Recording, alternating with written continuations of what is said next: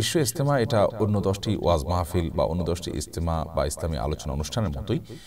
এখানে সাধারণত মানুষকে দ্বীনি বিষয়ে উদ্বুদ্ধ করা হয় এবং দ্বীনি চেতনা জাগ্রত করবার জন্য মোটিভেশনাল আলোচনা বয়ান পেশ করা হয়ে থাকে।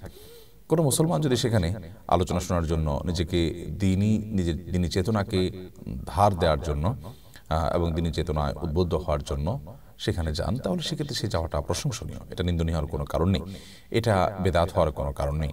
তবে যদি কেউ এখানে যাওয়াটাকেই স্বতন্ত্র ইবাদত মনে করেন এবং এখানে যাওয়াটাকেই স্বতন্ত্র সওয়াবের কারণ মনে করেন, কিংবা এটার কোনো অলৌকিক এবং আধ্যাত্মিক কোনো বিশেষত্ব আছে সেরকম বিশ্বাস থেকে তিনি যান, তাহলে সেটা নাজায়েজ হতে পারে, সেটা ভ্রান্তি হতে পারে। আবার অনেকে বলে থাকেন যে সেখানে অনেকে যান হজের মতো মর্যাদা সেখানে পাওয়া যাবে বা হজের সমান সওয়াব পাওয়া যাবে বা হজের চাইতে বেশি সওয়াব হবে সেখানে গেলে, এরকম বিশ্বাস থেকে। তো এরকম বিশ্বাস থেকে যদি আদৌ কেউ চায় তাহলে সেটা অবশ্যই গর্হিত হবে এবং বিভ্রান্তি হবে, সেই যাওয়াটা গুনাহ হবে, বিদআত হবে। তবে আমার বিশ্বাস এবং আমার ক্ষুদ্র অভিজ্ঞতা হলো যে লক্ষ লক্ষ মানুষ যারা সেখানে যাচ্ছেন তারা ওয়াজ শোনার জন্য, আলোচনা শোনার জন্য, বয়ান শোনার জন্য যাচ্ছেন, সেখান থেকে বয়ান শুনে উদ্বুদ্ধ হয়ে আসার চেষ্টা করছেন এবং এই যাওয়াটা এবং এই যাওয়ার জন্য আয়োজনটা এটা নাজায়েজ বা বিদআত হওয়ার কোনো কারণের মাধ্যমে আলহামদুলিল্লাহ বহু মানুষ নামাজি হচ্ছেন, বহু মানুষ দ্বীনের দিকে অগ্রসর হচ্ছেন, সেটি অবশ্যই প্রশংসনীয় দিক। যদি সেখানে কোনো ভুল কথা বলা হয়, ভুল কোনো আলোচনা করা হয়, তাহলে সেই জায়গাটা নিন্দনীয় হতে পারে। সেটা তো শুধু বিশ্ব ইজতেমার সাথে খাস নয়, সেটা তো যেই কোনো দ্বীনি মাহফিলই হতে পারে ধরনের ভুল কথা। তাই বলে ওই মাহফিলটাকে বিদআত বলার তো কোনো কারণ থাকতে পারে না, এই সম্ভাবনার কারণে অন্তত। আর ইজতেমার শেষ দিন, বিশেষ করে মোনাজাতের দিন, দূর দূরান্ত থেকে অনেক মানুষ অবশ্য যান সেখানে এই উদ্দেশ্যে শুধুমাত্র যে তারা মোনাজাতে শামিল হবেন। তো শুধু মোনাজাত বা দোয়ায় শামিল হওয়ার জন্য দূর দূরান্ত থেকে বা যাওয়ার কোনো দৃষ্টান্ত বা নজির শরীয়তে নেই। দ্বীনি আলোচনা শোনার জন্য যাবেন, সেটি মৌলিকভাবে প্রশংসনীয় এবং তার মাধ্যমে আমরা উপকৃত হব, এতে কোনো সন্দেহ নেই। সেখানকার আলোচনার যে বিষয়বস্তু আছে, বক্তব্যের যে বিষয়বস্তু আছে, সেগুলো আমরা যেমনটি বললাম সাধারণত মোটিভেশনাল স্পিচ হয়ে থাকে। অতএব মোটিভেশনাল স্পিচ শোনার জন্য আপনি সেখানে যাওয়াটা, এটাকে নিন্দনীয় মনে করা বা বেদাত মনে করা আমি করুক কারণ অন্তত দিক। যেই খাবারের মধ্যে জেনেটিক্যাল পরিবর্তন করা হয়, ওই খাবার মানুষ যখন গ্রহণ করে তখন মানুষের শরীরেও তার প্রভাব পড়ে। শুধু শরীরে প্রভাব পড়ে তা না, মনস্তত্ত্বের মধ্যে প্রভাব পড়ে, চিন্তা চেতনায় প্রভাব পড়ে, এমনকি ঈমানের মধ্যেও প্রভাব পড়ে। মানুষ যত বেশি প্রাকৃতিক খাবার খাবে, যত বেশি নেচারের কাছাকাছি থাকবে, যত বেশি মানুষ অর্গানিক লাইফ লিড করবে, যত বেশি অরিজিনাল খাবার মানুষের শরীরে ঢুকবে, তত বেশি মানুষের চিন্তাধারার ভিতরে প্রাকৃতিক চিন্তা থাকবে। প্রাকৃতিক চিন্তা কি? প্রাকৃতিক চিন্তা হলো আল্লাহ রাব্বুল আলামিন আমাদেরকে প্রত্যেককে মুসলিম করে তৈরি করেছেন। কুল্লু মাউলুদিন ইউলাদু আলাল ফিতরা, প্রত্যেক শিশুই জন্মগ্রহণ করে মুসলিম প্রকৃতি নিয়ে, ইমানদার এই প্রকৃতি নিয়েই সবাই জন্মগ্রহণ করে। কিন্তু আজকাল দেখবেন ছেলে মেয়েদের মধ্যে ব্যাপক পরিবর্তন। আগের ছেলে মেয়েরা মা বাবার প্রতি অনুগত ছিল, এখন 5 ওয়াক্ত নামাজ পড়েও বেয়াদবের মতো আচরণ করে, মা বাবার প্রতি তাদের আনুগত্য নাই, তাদের উদ্ভট আচরণ দেখা যায় পোলাপানের মধ্যে। এই যে পরিবর্তন, মানুষের চিন্তা চেতনার মধ্যে দিনদারিতা নেই, আখিরাত মুখিতা নেই, মানুষ চাইলেও যেন দিনের পথে আসতে পারছে না, কোন একটা জায়গায় যেন বড় ধরনের বাধা আছে। এগুলোর অনেক কারণের ভিতরে একটা কারণ এটাও যে আমরা যে সমস্ত খাবার গ্রহণ করছি, এই খাবারগুলোর মধ্যে কৃত্রিমতা আছে, ভেজাল আছে। আমরা শুধুমাত্র প্রসেসিং ফুড পাইলেই সেখানে গিলছি গোগ্রাসে, আমরা একটা বড় ফল পাচ্ছি খুশি হয়ে যাচ্ছি। একটা ছোট ফলকে, যেটা প্রকৃতিগতভাবে একটা ছোট সাইজের হয়, ওইটাকে বড় করার জন্য বড় কোনো ফলের জিন এনে সেখানে দিয়ে জেনেটিক্যালি মডিফাইড করে ওইটাকে বড় করা হচ্ছে। আমরা তো খুশি হয়ে যাচ্ছি, অনেক বড় ফল খাচ্ছি, কিন্তু এই জিনগত পরিবর্তন যে ফুডের মধ্যে করা হয়েছে, ওটা যখন আমরা আমাদের শরীরে গ্রহণ করছি তখন আমাদের শরীরের মধ্যেও সেটার পরিবর্তন ঘটছে, মনস্তত্ত্বের মধ্যে পরিবর্তন ঘটছে। মানুষের মধ্যে দেখেন বিকৃত চিন্তা আসছে। জীবনের বিভিন্ন ক্ষেত্রে প্রাকৃতিক যে চিন্তা, স্বাভাবিক যে চিন্তা, এর বাইরে মানুষের মধ্যে বিকৃত চিন্তা আসছে, উল্টাটা আসছে। এই যে প্রকৃতির মধ্যে বিকৃতি, চিন্তাধারার ভিতরে বিকৃতি, মানুষের পৃথিবীতে যে বংশধারা বেঁচে থাকবে নারী পুরুষের সম্পর্কের মধ্য দিয়ে, সেখানেও দেখবেন যে নানা রকমের রুচির মধ্যে বিকৃতি আসছে। এটি কখনো কখনো অন্য অনেক 10টি কারণের পাশাপাশি খাদ্যেরও একটা প্রভাব মানুষের মধ্যে থাকে। এই কারণে গ্রামের একটা ছেলে সে তার শরীরে যতটা রোগ প্রতিরোধ ক্ষমতা থাকে, যতটা চঞ্চলতা থাকে, যতটা পরিশ্রমী হয়ে ওঠে, অনেক সময় শহরের ছেলেরা সেই তুলনায় পিছিয়ে থাকে। এখন করণীয় কি? করণীয় হলো সাধ্যের মধ্যে যতটুকু সম্ভব এই বিষয়গুলোতে আমরা সতর্ক থাকার চেষ্টা করা। বিশেষ করে একজন মুসলমান হিসাবে খাবার হালাল হওয়ার পাশাপাশি খাবার যাতে কোনো প্রকার ক্ষতিকর রাসায়নিক থেকে মুক্ত থাকে, যেটা আমার শরীরকে ধ্বংস করবে, জেনেটিক্যালি মডিফাইড যে সমস্ত খাবার আছে, প্রসেসিং ফুড আছে যেগুলো, এগুলো যতটুকু অ্যাভয়েড করে চলা সম্ভব। আমি জানি পরিপূর্ণ অ্যাভয়েড করা চলা সম্ভব না, আমিও পারি না, যতটুকু সম্ভব ততটুকু চেষ্টা আমাদের করতে হবে। এগুলোর সাথে আমাদের ইমানের সম্পর্ক অনেক সুনিবিড়। শুধু হালাল না, খাবার যতটা ফ্রেশ হবে, ভেজাল মুক্ত হবে, আমরা ততটা সুস্থ থাকবো, শারীরিক ভাবেও মানসিক ভাবেও, এবং ইমানও তত বেশি পরিপুষ্ট হবে। এগুলোর সাথে ইমানের অত্যন্ত সুনিবিড় সম্পর্ক আছে।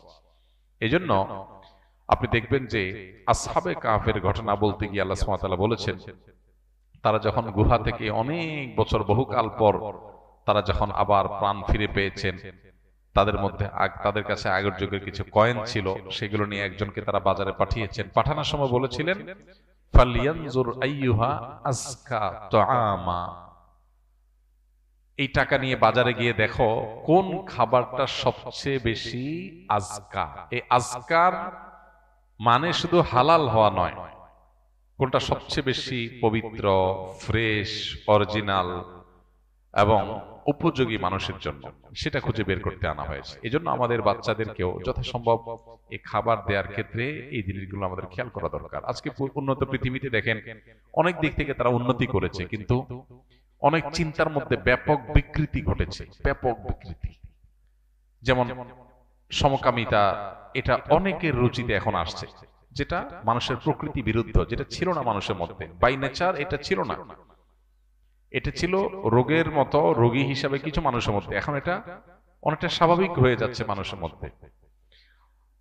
সৃষ্টিগতভাবে প্রত্যেকটা মানুষ জন্মগতভাবে হাদিসের বর্ণনা অনুযায়ী আল্লাহর প্রতি বিশ্বাসী হয়ে গড়ে উঠবে, অথচ এখন হচ্ছে উল্টা।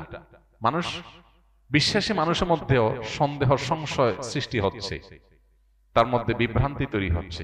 এগুলো কিন্তু অনেক সময় খাদ্যের প্রভাব হয়ে থাকে। আমি শুধু খাদ্যের কথাই বলছি না, আর অনেক কারণ আছে, খাদ্যের একটা বড় প্রভাব এখানে থাকে। এই জন্য এই বিষয়টা খুবই গুরুত্বপূর্ণ। আমরা হয়তো অনেকে বলবো যে আজ পৃথিবীতে মানুষের যে সংখ্যা, যে পপুলেশন, এখানে যদি এভাবে জেনেটিক্যাল ইঞ্জিনিয়ারিং না করা হয়, হাইব্রিড খাবার উৎপাদন করা না হয়, অমুকটা তমুকটা যদি না হয়, তাহলে সেক্ষেত্রে মানুষ তো না খেয়ে মারা যাবে, বা এত খাবার কোথায় পাবে? দেখুন, অল্প খাবারেও যখন বরকত থাকে, কল্যাণ থাকে, তখন সে অল্প খাবারটা অনেক সময় অকল্যাণের অনেক খাবারের চাইতে উত্তম হয়। কল্যাণের অল্প খাবার অকল্যাণের অনেক খাবারের চাইতে কি হয়? উত্তম হয়। অতএব আজকের এই পৃথিবীতে আমাদের মুসলমানদের এই বিষয়গুলো নিয়ে ভাবতে হবে। বিশেষ করে খাদ্য গ্রহণের ক্ষেত্রে, লাইফস্টাইলের ক্ষেত্রে যতটা স্বাভাবিক জীবনযাপন, যতটা প্রাকৃতিক জীবনযাপন করা যায়, বিশেষ করে খাদ্যের ক্ষেত্রে আল্লাহ তাআলা আমাদেরকে সেই তৌফিক দান করুন। এর সুফল যে আমরা পাবো সেটা বলার অপেক্ষা রাখে না। আমাদেরকে ইসলাম মেসওয়াক করতে বলেছে। মেসওয়াক এটা গাছের ডাল বা গাছের গড়ি, শেকড়, এটা প্রকৃতি, আল্লাহর সৃষ্টি। এটা যত বেশি আমরা ঘর্ষণ করব, এর ফলশ্রুতিতে আমাদের ব্রেইনে, নার্ভের সাথে দাঁতের কানেকশন আছে সূক্ষ্ম আল্লাহ সুবহানাহু ওয়া তাআলার সৃষ্টিতে। এর ফলে আমাদের ঈমান বৃদ্ধি হয়। নবী করিম সাল্লাল্লাহু আলাইহি ওয়াসাল্লামের জীবনের শেষ আমল মেসওয়াক করতে করতে দুনিয়া থেকে চলে গেছেন। অনেক উলামা ইকরাম বলেছেন মেসওয়াক বেশি করার মাধ্যমে ঈমানের মৃত্যু নসিব হয়।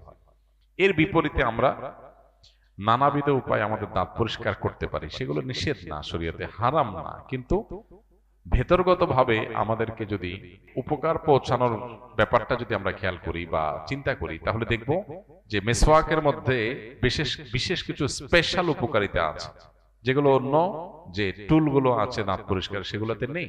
আমি বলছি না যে অন্য কোনো মাধ্যম, ব্রাশ ইত্যাদি, পেস্ট ইত্যাদি, আপনার ফ্লোরাইড ইত্যাদি ব্যবহার করা যাবে না, সেটা হারাম হালালের কথা বলছি না। বলছি যে মানুষ যত বেশি প্রকৃতির কাছাকাছি থাকে, মানুষ ততটা প্রকৃতিগত চিন্তাধারা করতে পারে, এটা তার ভিতরে জাগ্রত হয়। আর যত বেশি নিজের এই প্রকৃতির মধ্যে পরিবর্তন সাধন করে মানুষ, তত বেশি মানুষ অসুস্থ অস্বাভাবিক হয়। দেখুন, কলকারখানা হয়েছে, পৃথিবী উন্নত হয়েছে, আমরা অনেক খুশি, জীবন মান অনেক সুন্দর হয়েছে, আমাদের জীবনযাত্রা উন্নত হয়েছে, অনেক খুশি আমরা, সন্দেহ নেই। সেজন্য আল্লাহর কাছে শুকর আদায় করি, যারা এগুলো আমাদের জন্য সহজ করেছে তাদের কাছে আমরা কৃতজ্ঞ। কিন্তু সেই সাথে এটাও তো আমাদের স্বীকার করতে হবে যে কলকারখানার উন্নতির ফলশ্রুতিতে, শিল্প বিপ্লবের ফলে পরিবেশের মধ্যে ব্যাপকভাবে বিপর্যয় হয়েছে এবং পরিবেশ কিভাবে ক্ষতিগ্রস্ত হচ্ছে আজকে গোটা পৃথিবীর মানুষ সবচেয়ে বেশি চিন্তিত যেটা নিয়ে, সেটা হলো পরিবেশ। বিশ্বের মোড়লদের সবচেয়ে বেশি বাজেট থাকে পরিবেশ রক্ষার জন্য। উন্নত দেশগুলোতে প্রত্যেকটা দেশে দেখবেন যে তারা পাগল পড়া শুধু পরিবেশ রক্ষার জন্য, কারণ পৃথিবীর পরিবেশ শেষ হয়ে যাচ্ছে, ধ্বংস হয়ে যাচ্ছে। তো অনেক জিনিস আছে বাহ্যিক দৃষ্টিকোণ থেকে অনেক উপকারী হলেও অন্তর্নিহিতভাবে আমাদেরকে অনেকভাবে ক্ষতিগ্রস্ত করে। তো ন্যাচারাল ফুডের বিপরীতে অপ্রাকৃতিক যে সমস্ত খাবার আছে, প্রসেসিং ফুড আছে, জেনেটিক্যাল ইঞ্জিনিয়ারিং করা ফুড আছে, এগুলো অনেক ভালো লাগে আমাদের কাছে। আমরা দেখি এগুলো আমাদের জীবনযাত্রাকে অনেক সহজ করে দিয়েছে, কিন্তু এগুলোর অন্তর্নিহিত যে ক্ষতি আছে সেগুলো আমরা অনেকেই আঁচ করি না। নানাবিধ দুরারোগ্য ব্যাধি এখন ঘরে ঘরে, সেটা অবশ্য আমাদের দেশে অস্বাস্থ্যকর খাবার, ভেজাল যুক্ত খাবার, ভেজাল যুক্ত ঔষধ এবং আরো নানাবিধ ভেজালের কারণেই ঘরে ঘরে ক্যান্সার, ঘরে ঘরে আপনার কিডনির রোগী, ঘরে ঘরে হার্টের রোগী। যারা এগুলো নিয়ে সাফার না করছে, দু চারটা রোগী নিয়ে, তারা বুঝবে না যে এগুলো কতটা কষ্টের, কতটা বেদনার। তো এই উন্নত জীবনের পেছনের কিছু দুঃখজনক গল্প আছে, এগুলো আমাদেরকে বুঝতে হবে, উপলব্ধি করতে হবে। আল্লাহ তাআলা আমাদেরকে সুস্থ স্বাভাবিক জীবন যাপন করার তৌফিক দান করুন। আমাদের ঈমানকে আল্লাহ তাআলা হেফাজত করুন।